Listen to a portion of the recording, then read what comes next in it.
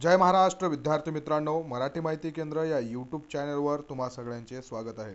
विद्यार्थी मित्रांनो, DMARमध्ये जी काही पहिली आन्सर की आहे ही प्रसिद्ध झालेली आहे आणि त्या पहिल्या आन्सर कीच्या नंतर बघा तुम्हा सगळ्यांना मेल आलेले आहेत आणि त्या मेलद्वारे तुम्हाला एक खूप महत्त्वाची माहिती जी आहे ती प्रोव्हाइड करण्यात आलेली आहे.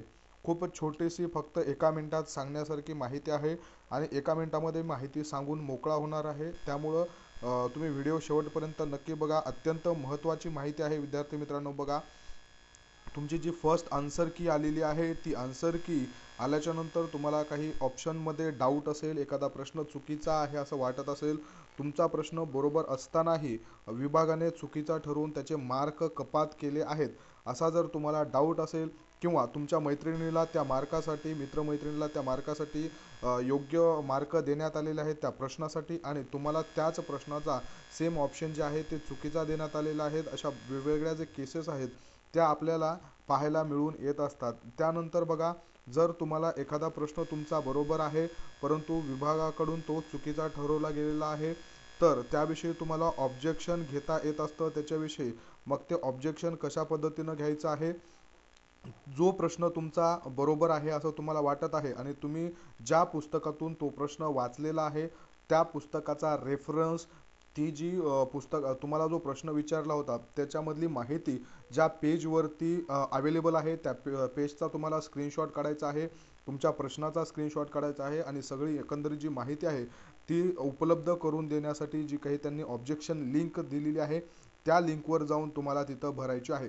त्याच संदर्भात माहिती आहे विद्यार्थी मित्रांनो. बघा, जी पहिली आपली आन्सर की आहे ती आन्सर की 17 तारखेला दुपारी 3 वाजल्यापासून आपल्याला पाहायला मिळालेली होती.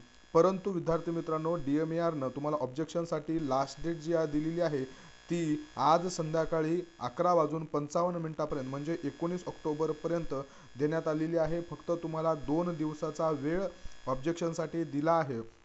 बऱ्याच विद्यार्थ्यांना माहीत नाही, त्यामुळं आजचा हा व्हिडिओ घेतला आहे. 19 ऑक्टोबर 2025 रात्री 11:55 तुम्ही ऑब्जेक्शन घेऊ शकता.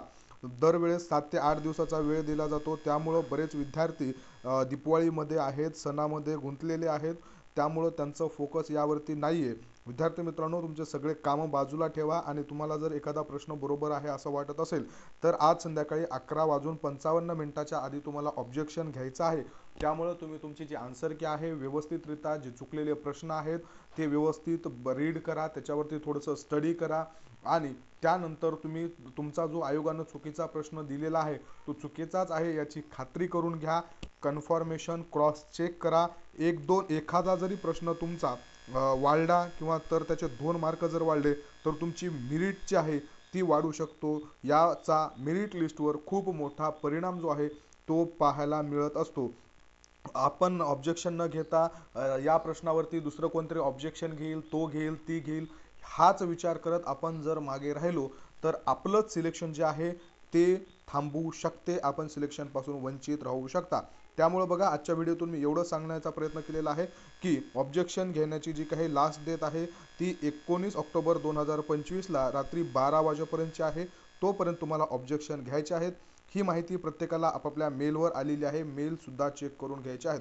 विद्यार्थी मित्रांनो, एवढीच माहिती होती पण तुमच्यासाठी खूप इम्पॉर्टंट होती म्हणून त्याच्यासाठी एक शॉर्ट व्हिडिओ घेण्याचा प्रयत्न केलेला आहे. तुम्हाला दिलेली माहिती आवडली असेल व्हिडिओला लाईक करा, काही प्रश्न असतील कमेंट बॉक्समध्ये टाका आणि PDF नोट्स मिळवण्यासाठी टेलिग्राम चॅनलसुद्धा नक्की जॉईन करा. धन्यवाद.